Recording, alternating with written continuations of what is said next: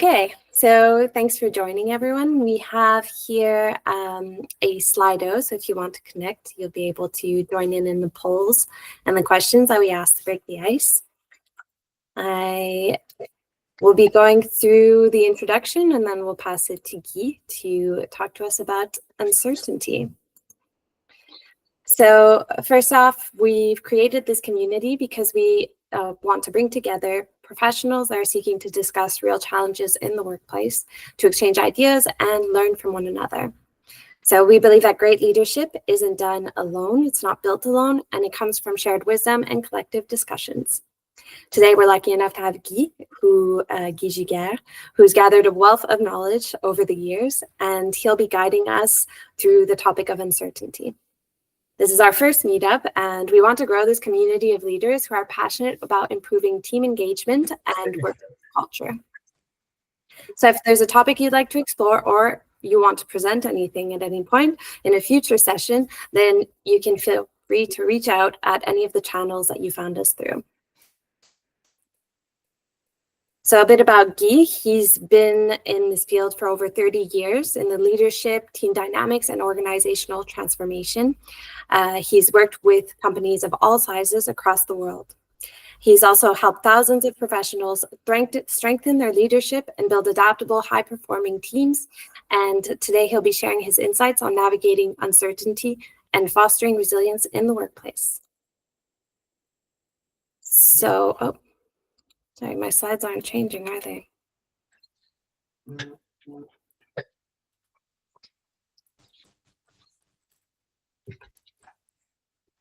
So the topics of today are understanding how we respond to uncertainty, the EOS framework. So Guy will be telling us about how to change our disposition towards uncertainty, and then strategies to manage it in work and life, and it'll be full of real life examples and lessons learned.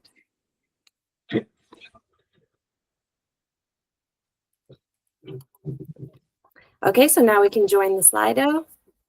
You can do it by scanning the QR code or entering your number. Just see what industry people are from and answer some questions. So in one word, you can enter what industry you're from.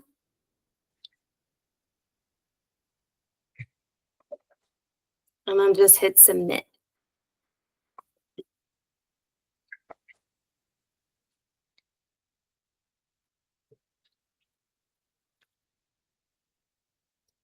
Okay, so we have a lot of technology. Poshing, I'm assuming that's coaching. And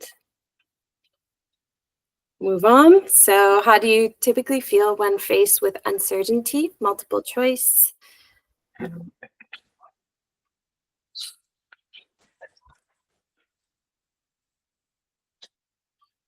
then Grace.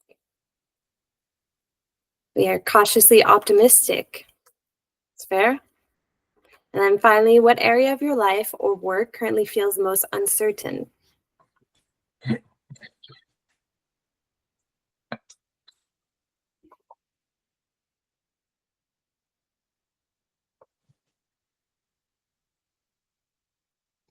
Okay, thanks everyone. Oops, that was a question. You can use the Q&A section. I must have accidentally entered that instead of the word. My apologies. Okay, now moving on to Guy's presentation. Let's make sure it works. You'll be controlling it remotely. Okay, Guy, you're on. Okay. I don't. It doesn't connect on my phone though. Okay, so let's just share screens from your side. Okay. Without the cameras. Because the shortcut thing you sent me doesn't work. Yeah, you can't trust technology these days. Can you send another one so I try to connect with? Here, I'll try closing it and then.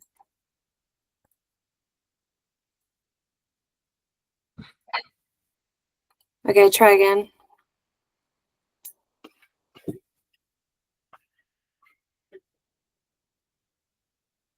Yeah, working.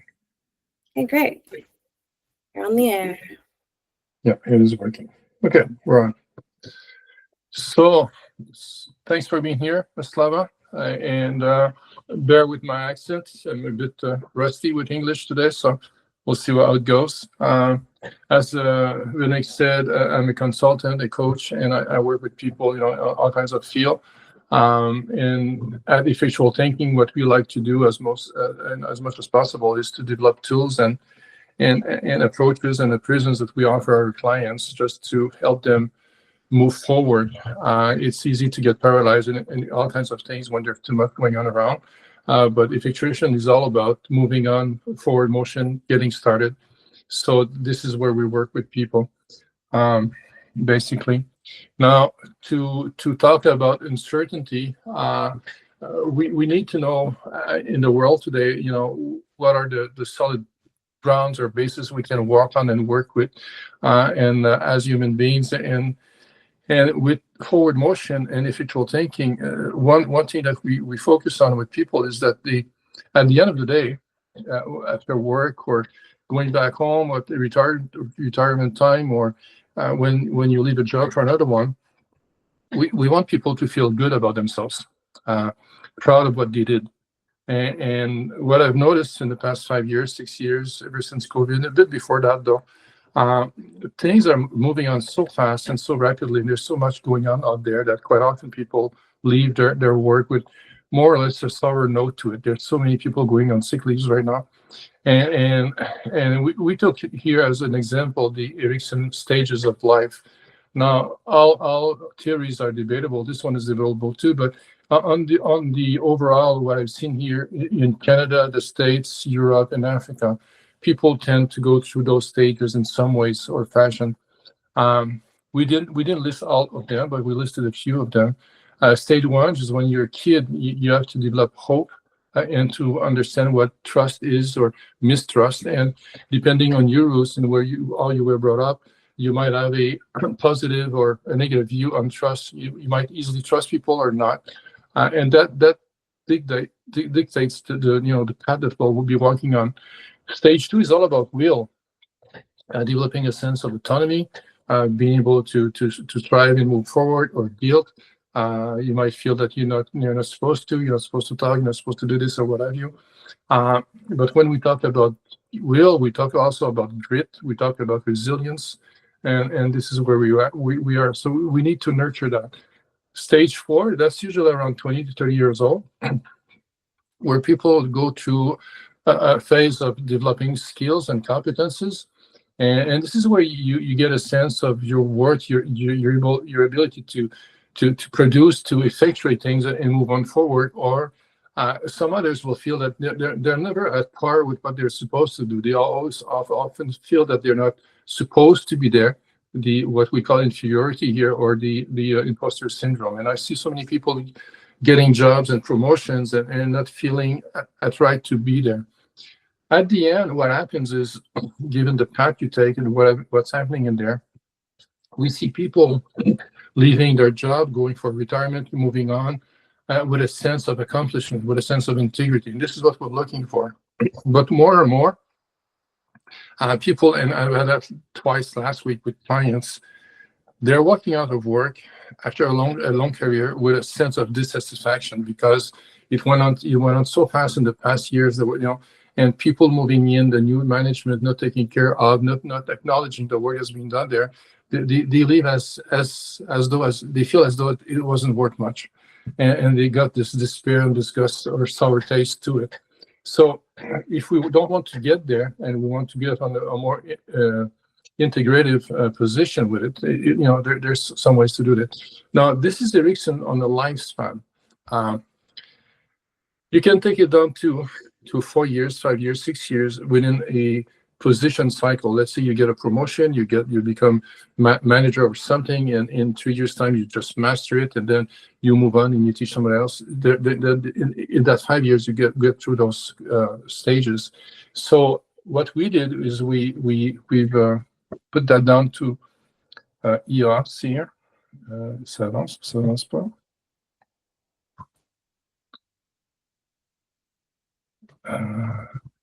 There we are. It's moving on. We're getting to it. Uh, and to us, what's important, those are the three phases, actually, the three major steps that we take, progressing through a profession. The first one is empowerment, the feeling entitled for that job. So you get a position, you get a job, and you start feeling good about it. You feel that you have the right to be there and do that job. So that is empowerment. Otherwise, you'll be on the defensive side. But when you get empowered, you get proactive. Now, little did we know that Eos is also the name of a Greek goddess, and she's the goddess of the dawn, the beginning of the day. So when we talk about effectuation, starting up things, and be there at the start, so this is what we do. So empowerment is quite important to have people around us who feel empowered, entitled to do their job. Now, after a while, you'll master that job. You get to own the job. You feel comfortable with it. You're past the technicalities of it. You get into more complex problems, and you're more agile and more fluid and more professional about it as a whole. Now, the best learning is teaching, and oftentimes what's important is once you master it, then you should go towards stewardship. Stewardship meaning mentoring, giving back, teaching, showing the younger ones, how to step in. And this is a position that was in the past quite important. Today, we kind of too often skip that part of work where people leave and they have no time to transfer to others, and people come in and they have no transfer of this culture or this knowledge. So we should foster this phase of stewardship.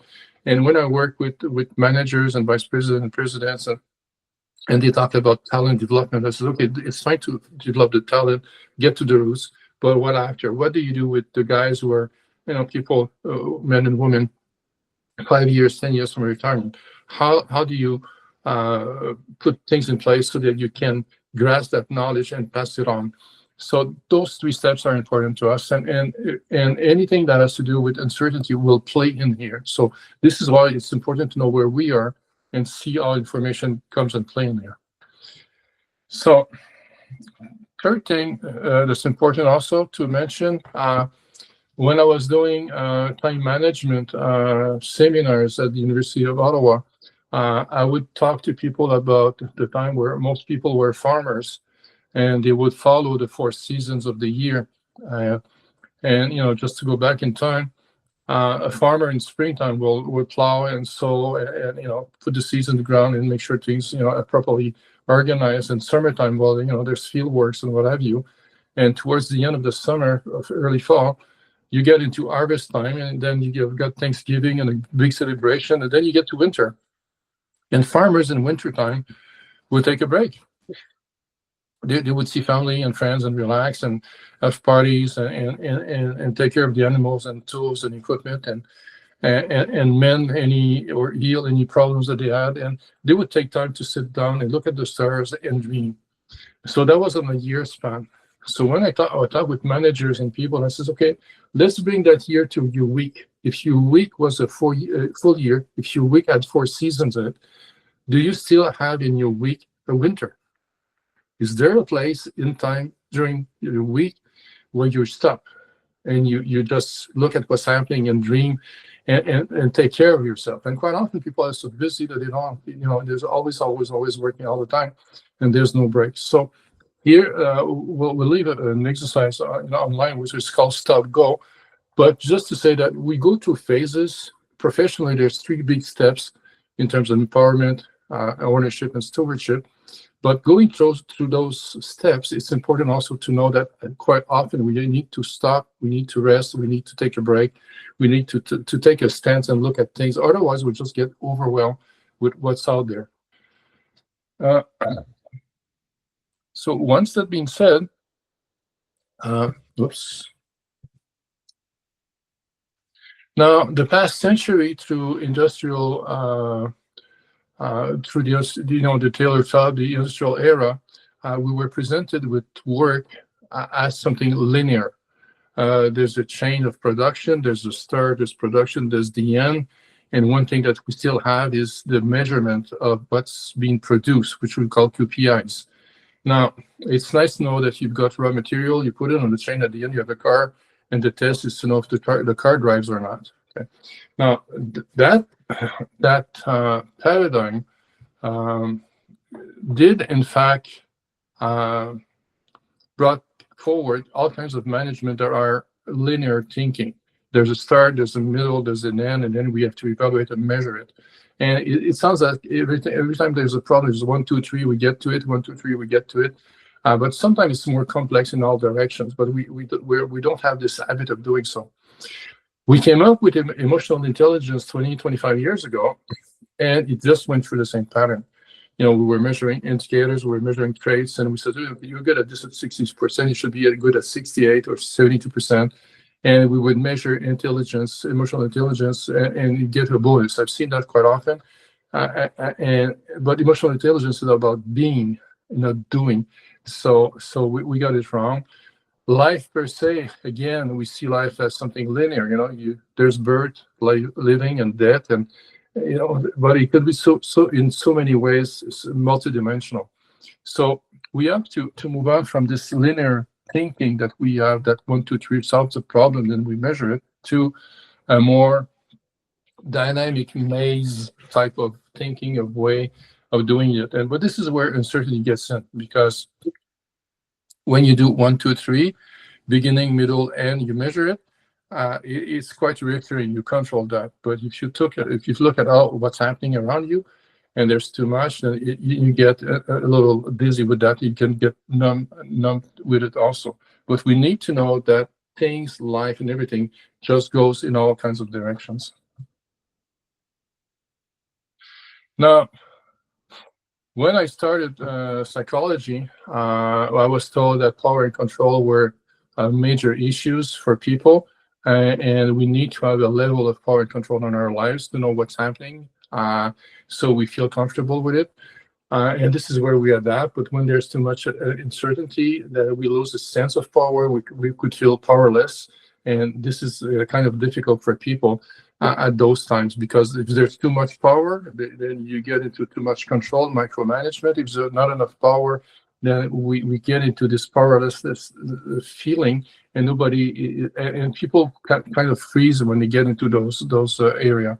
So adaptability and power control is a balance to have. Mind you, uncertainty is a major thing here, playing on that. Ever since COVID, we see people having difficulty into dealing with others, into communicating, into making decisions.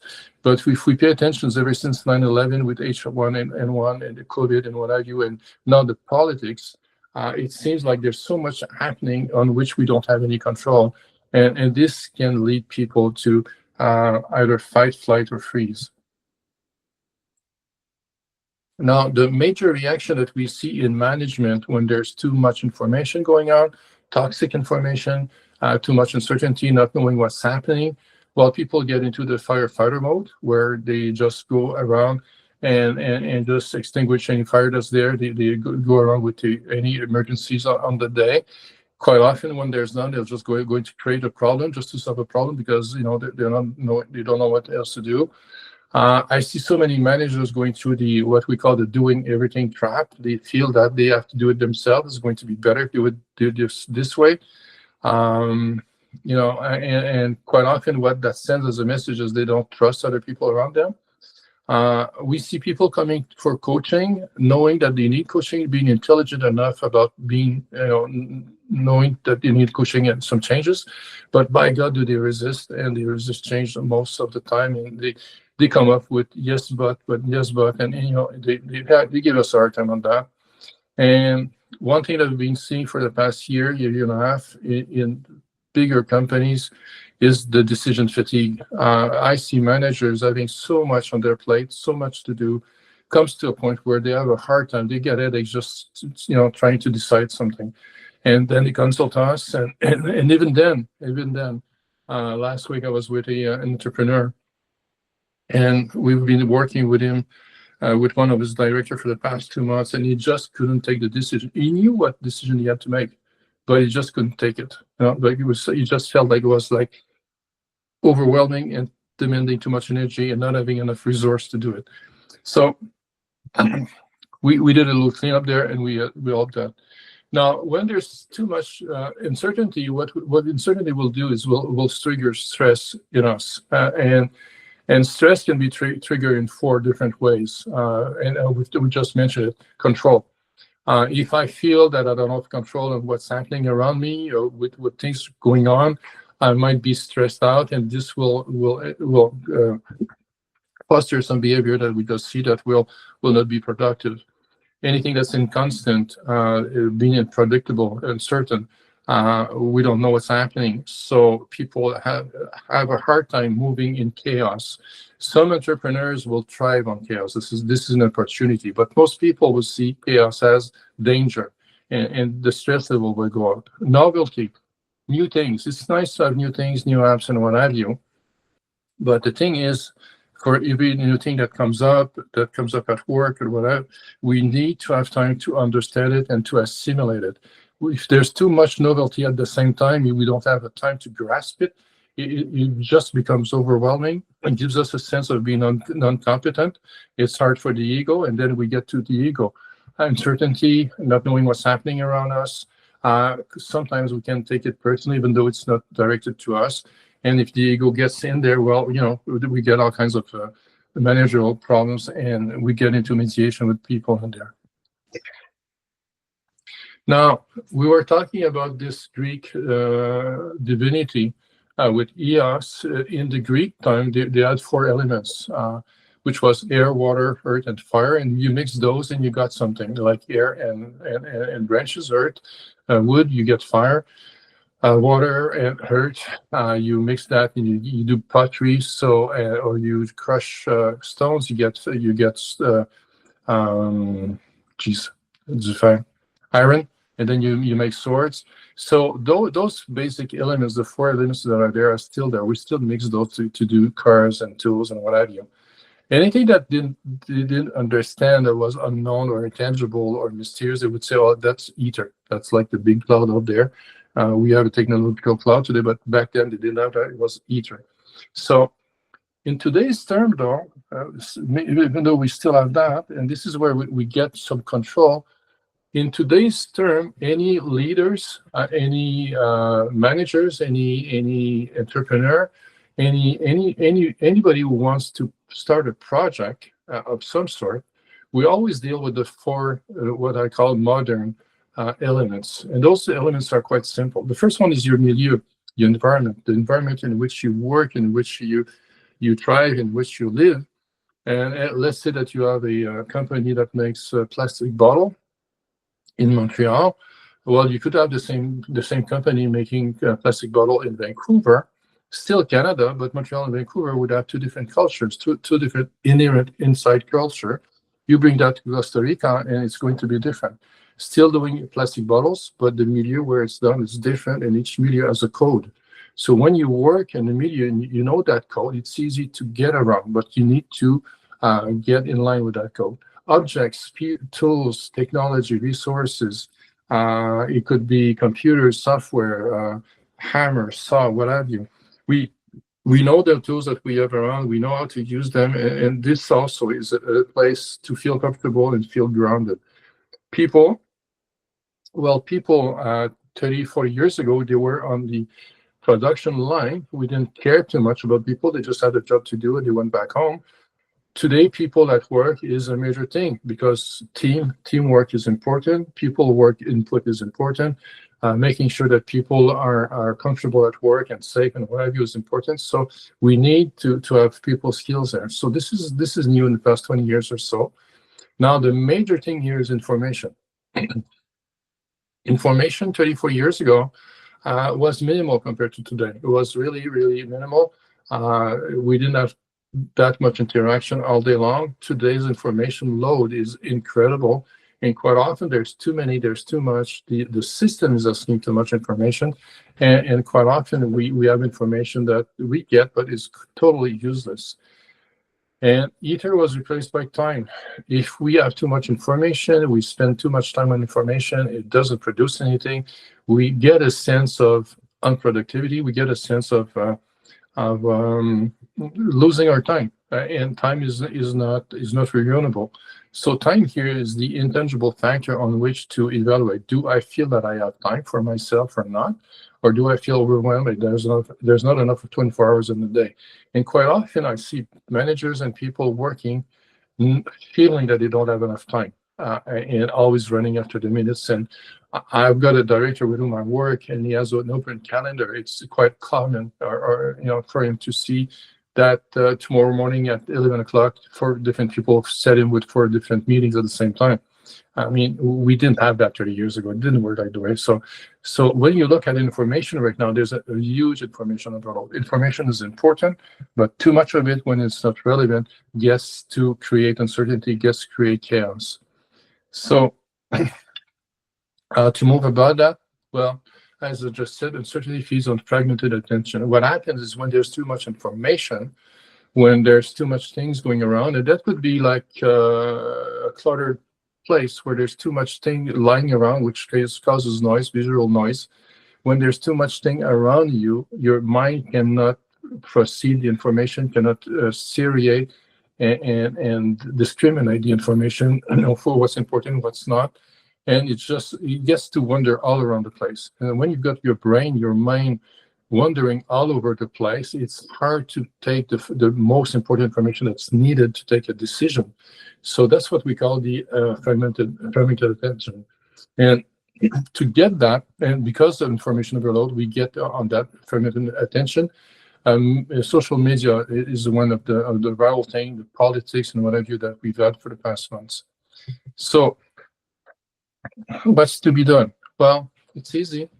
And this is where I think my pen is supposed to work. Does it work? Okay, where is the pen? Yeah, no. Good.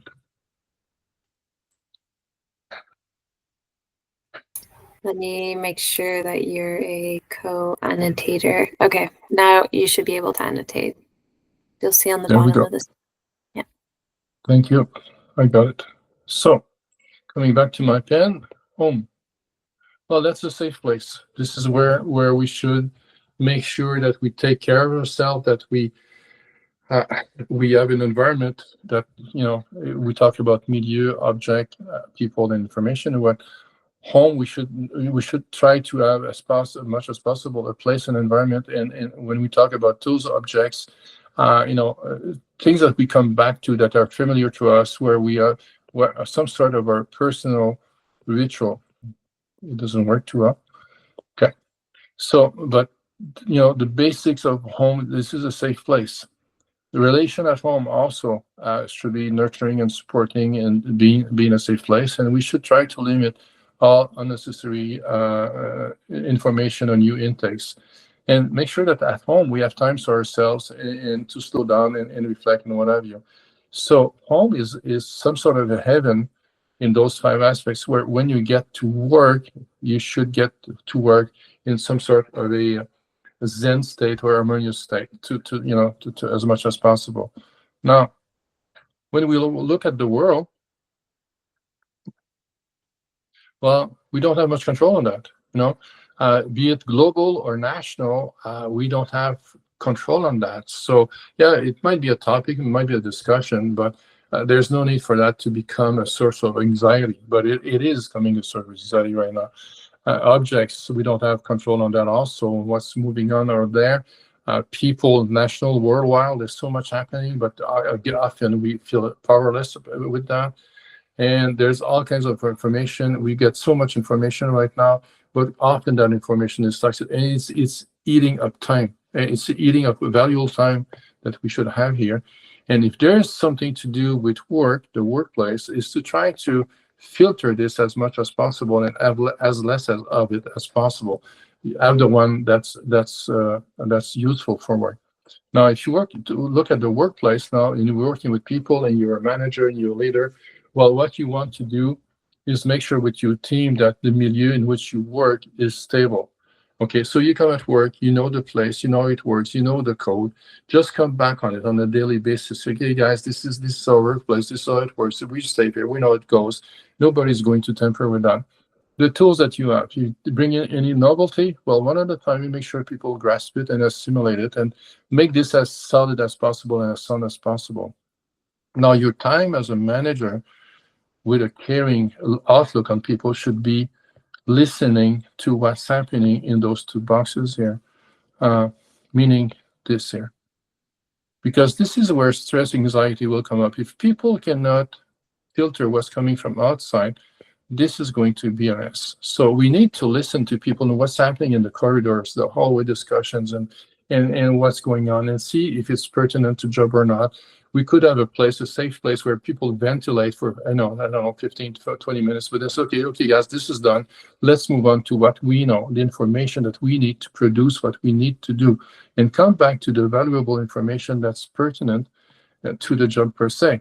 Otherwise, people will just move around here, lose a bunch of times on what's outside and not useful to them, and be unproductive. So you want to make sure that when you come back here, and this is what I do with my clients, say, okay, when you come back in the morning, how do you ground your people in the media and the objects they're working with?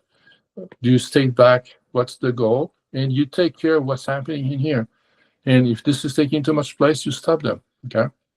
Come back to internal information, business information. Where are we going? Is this working or not?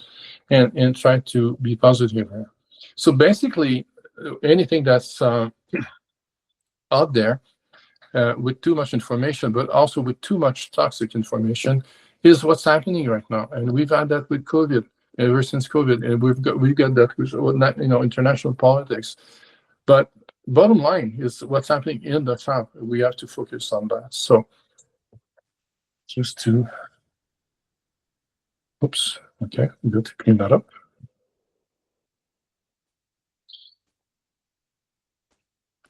So in conclusion, what's important is the uncertainty is inevitable right now. There's still so much of it. There's so much information. It comes with information overload.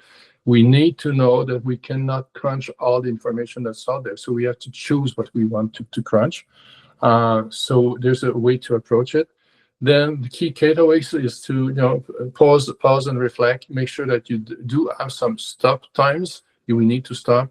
Recognize what triggers you. Is it lack of control? Is this something that's inconsistent? Is it too much novelty? Is it your ego? Make sure that you know what triggers you and take care of that. Filter the source of information. We have to filter.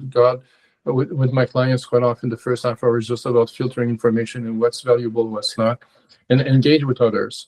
Talk about it and say, okay, what's right, what's not right, what's the false assumption here, and that's how we go about it. There's no magical recipe, but basically it's know what's happening there and how we deal with it. So there we go.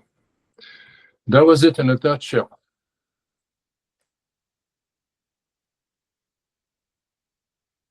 So I guess it's back to you, Veronique. Yes, thank you so much, Guy. Thanks for taking the time to share with us. I see we have a few people that joined in a little late, so there'll be a recording available that you can watch afterwards. And yeah, so I'm going to open up the floor for discussion. If there's any comments, questions, if you have any feedback as well. As we mentioned in the beginning, this is about building a community around leaders, professionals that are looking to increase engagement or understand at least where engagement falters within the workplace. And so we anticipate creating quite a few more events like this, and we'd like to engage the community and bring as many people as possible and different speakers to make this an interactive environment. So we'll let you pitch in if you have any comments.